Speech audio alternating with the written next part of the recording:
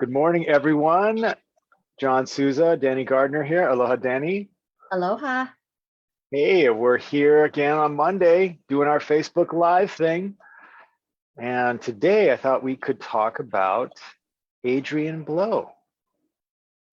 So Adrian Blow, as some of you may or may not know, Dr. Adrian Blow, he is, I believe he's the program chair. He's probably going to laugh at me because I always forget what his title is at Michigan State University.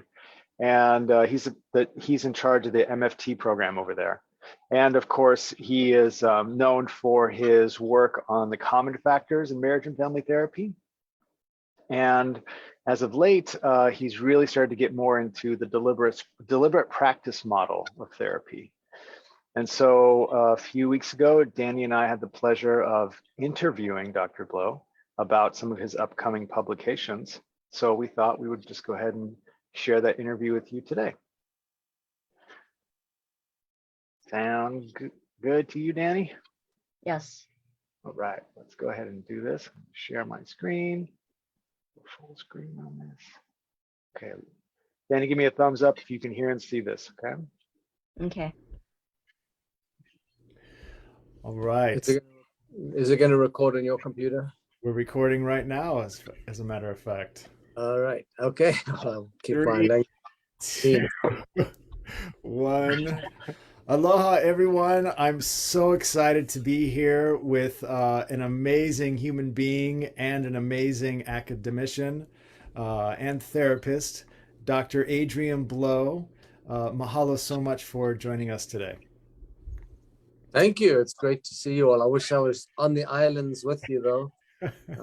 It's like really cold here in Michigan today, so I'm sure you having a better day than I am. Well, yeah, it's nice here, without a doubt. Let's see what we can do about getting you here someday in the not too distant. Yes.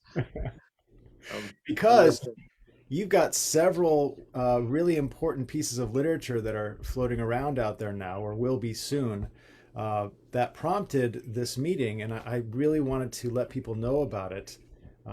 So what I'd love to do is just invite you to share a little bit about some of the work you've been doing and some of the stuff that we can look forward to reading from you. Okay, very good. Well, I'll start off with the Handbook of Systemic Family Therapy. I'll just show it on the screen here. This is I'm the editor of the 3rd volume on couples, and this is a comprehensive review of theories and therapies related to systemic family therapy that the late Karen Wampler was the editor-in-chief on this work, and then I was the editor with her on the 3rd volume that really focuses on couples, and we look at a wide range of issues that those who work with couples face. We even have a chapter in that volume on working with single individuals who want to be in relationships but who have a hard time forming or connecting in relationships. So that's kind of an interesting chapter. But we have chapters on infidelity, sexuality, grief and loss, just a wide range of really fun, not always fun topics, but I think they're really well written and they make a good contribution. So that's kind of like, this book is out. That's published by Wiley. We're hoping to do a book launch in London later on this year because Wiley's headquartered in London. And so there's a number of folks that will be hopefully going to that. See, now that sounds like something that I'd like to attend. That sounds amazing. You're welcome to come along. I need a baggage handler. I don't know. Yeah, I'll be your roadie, Adrian. Wait, am I allowed to make jokes like that because you're recording? Absolutely. That's fantastic.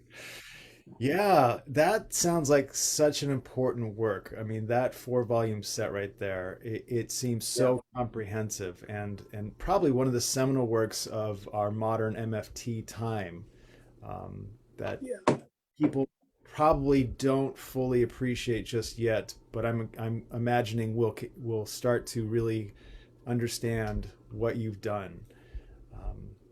So, gosh, thank you so much for doing that. I hope so. I mean, there was a number of people involved in this. There's over 100 chapters, obviously over 100 authors, and there's an editorial team, and we all worked a little bit on each volume, but we then are assigned officially to a volume that we spent the majority of our time working on. And the authors wrote the chapters. Actually, they wrote an outline of the chapters. We gave them feedback on it, and they submitted their work, and then that was reviewed by at least 2 members of the editorial team, and then they got feedback and revised and was read again. So it was kind of a rigorous process, and I was very happy with what that all turned out to be. I think it'll be a great contribution over time. Yeah, it looks amazing. If you just folks watching this, you can just Google the Systemic Family Therapy Handbook, and you can look at the contents of each of the volumes. And you're an author or co-author on several of those pieces. Yeah, I think I'm a co-author on, I think, 3 chapters. One on trauma, couples and trauma, which I'm really proud of. It turned out really well, and that's a good one. And then I'm on one with some other clinical areas of expertise, one on eating disorders, and one on common factors as well. So. Oh, the common factors, which is a beautiful segue into one of your other publications that's coming up pretty soon. Can you tell us about common factors? Yeah, so I have this is the summer of book publication. There's 2 books coming out that I'm part of. One with Eli Karam, who's at the University of Louisville, also from the HIAMFT podcast fame.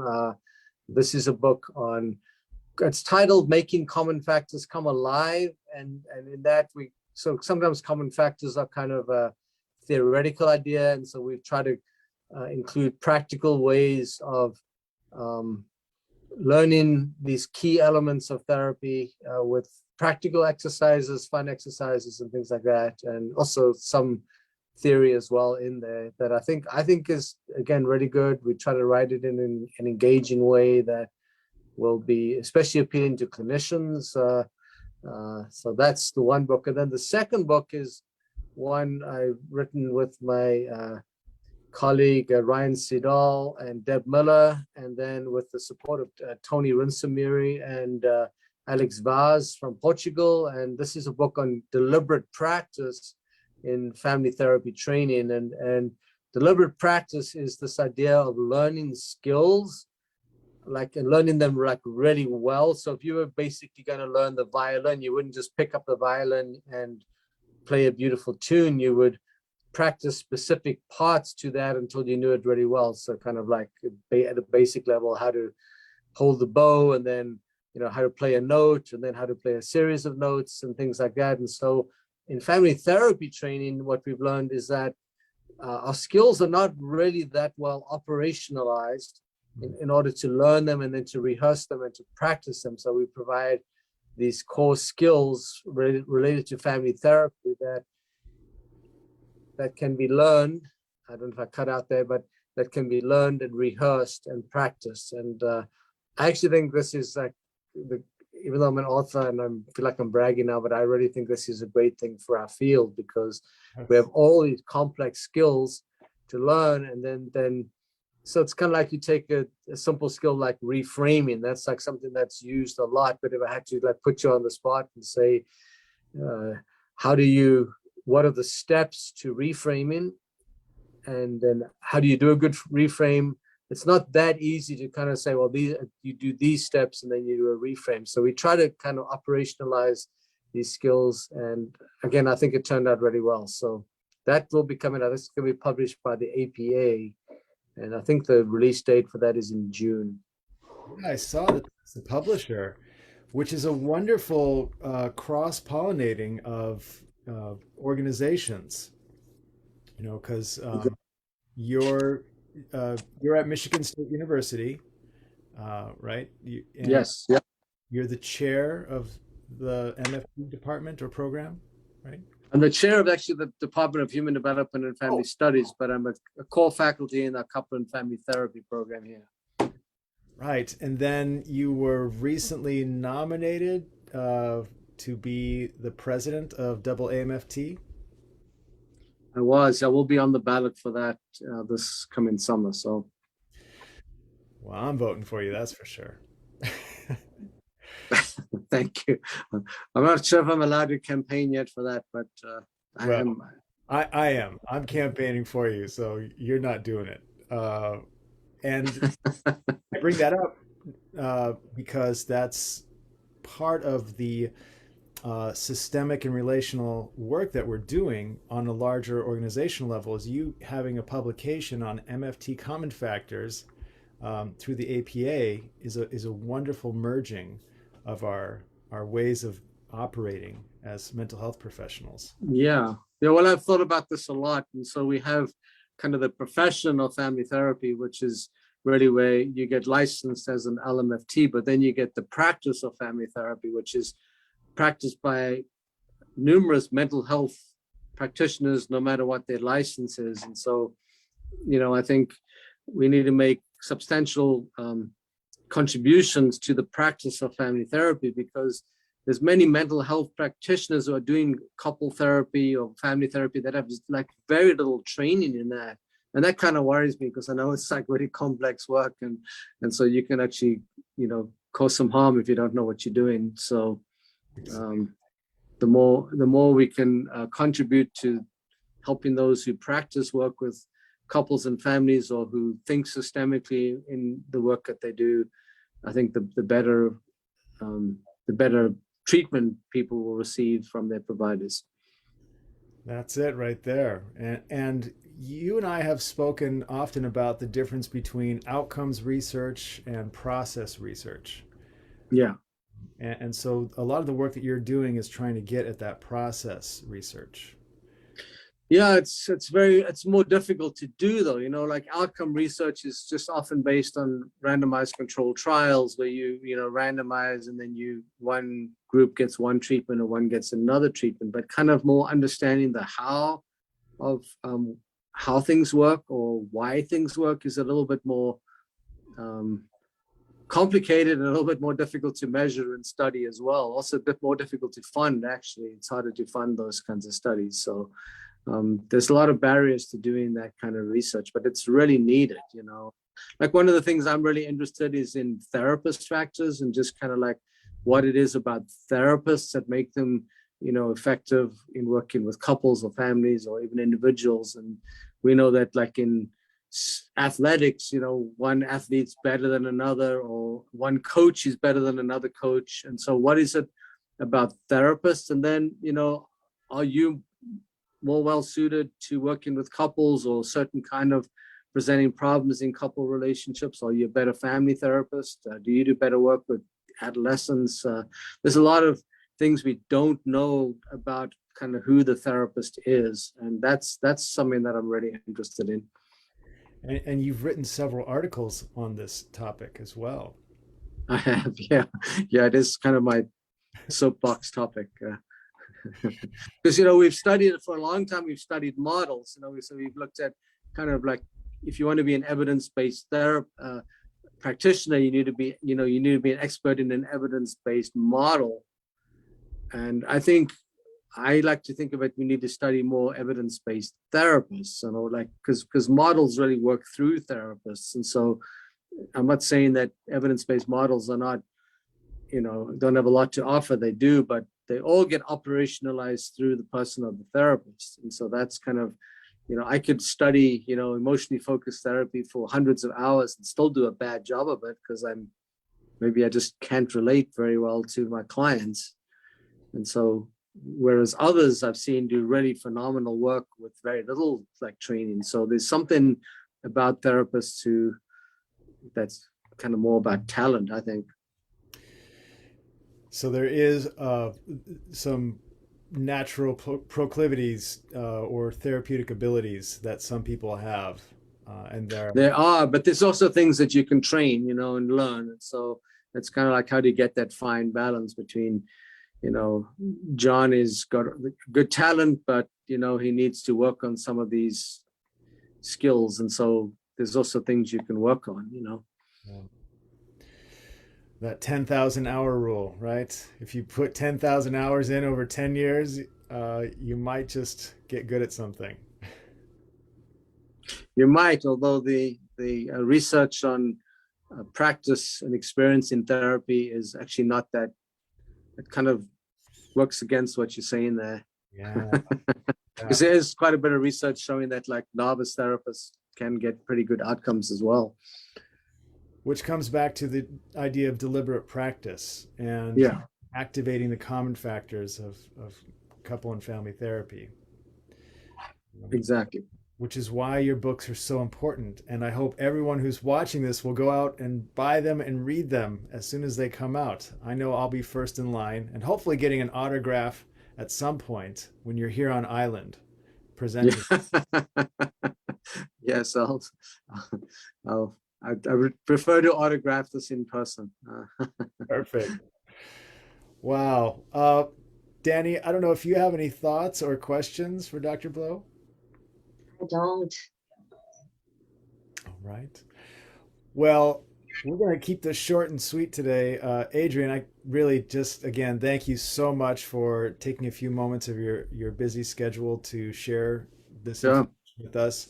I'll be sure to put links in the somewhere, wherever I'm posting this, so that people can go to the websites where they can find your books and get on the waiting list to buy them when they come out. And if folks haven't added the Handbook of Systemic Therapy to their collection, they're going to do so now. We're going to make it happen. Thanks for everything you all are doing for our field and for the families you work with. I really appreciate it. Thanks, Adrian. It's our pleasure. All right, my friend, you have a wonderful rest of your day. All right. Take care. All Nice right. meeting you, Danny. Nice to meet you too, Adrian. All right, buddy. Take care. Bye-bye. Aloha. Take care, you too.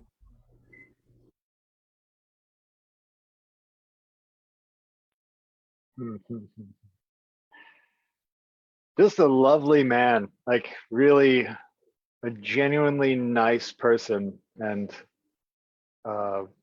really dedicated. You're on mute right now, Danny. Again, like I did in the other one. I love that he's humble. He's got so much information. He's brilliant and he's knowledgeable, but it's not in his head, and it doesn't come out and translate it through his words and his mouth and his practice. So I really love that about him. So I'm excited. I can't wait to see some of his books. And, the research is amazing. I always wonder what makes somebody kind of fall or stumble or find their passion. What makes them good at something? What makes them better than others? So very interesting. Fascinating. Yeah. Well, stay tuned. Get the books. I pre-ordered mine. Can't wait to get it. I think about it every week that I practice. I'm like, gosh, I wish I had that deliberate practice book so I could review what I did this week and improve. Yeah. Because really, as I often joke, if we're doing our jobs well, we'll eventually be out of a job. That's the ultimate goal. And I don't know very many professions that say that other than healthcare professions. Really should be striving towards unemployment. I don't know. I mean, I that would be ideal, in an ideal world. We should work that way. But, I don't think we're all equal. That's part of the problem. We need to also try to consistently be better. Look at ourselves and be critical. Not that we're attacking ourselves, but from an objective level. Like when I work on my papers, when I do my case studies and I analyze myself, I always have to look at, am I applying too much of my own experiences, too much of my own biases in these case studies? And if I do, I remove it. So I'm consistently editing my papers to make it as objective as possible, because I don't want to put myself onto the individual. If I do that, they're not going to heal. So part of my work in progress during this educational process is healing myself. and consistently working on myself so that I can become a better therapist, be more objective and be more focused on the client. So Interesting. Wow, there's a lot that you said right there. I think that could be an entire other episode that we'll have to come back to at some point. But in the meantime, let's just invite everyone to reach out to Adrian if they have any questions. Like we mentioned in the video, he's at Michigan State University. I'll put his contact information in the chat here. I'll also put a link to his books that you can pre-order, and a university that is actually developing around this idea of deliberate practice. So from the get-go of graduate training to become a therapist, you learn how to do this. That will just make hopefully an entire generation of therapists well informed on deliberate practice. So that's it for today, Danny. Really appreciate you showing up, and for the interview too. Folks who watched today, we're going to have more interviews lined up in the future here, so be sure to check in next week. I don't think we have any interviews scheduled next week, but in the future we will. Mondays, 9:30 a.m. Hawaii Standard Time, right here on Facebook. That's all. Have a Aloha. great day. Aloha, Danny. Take good care. We'll see you next time. Bye. Bye.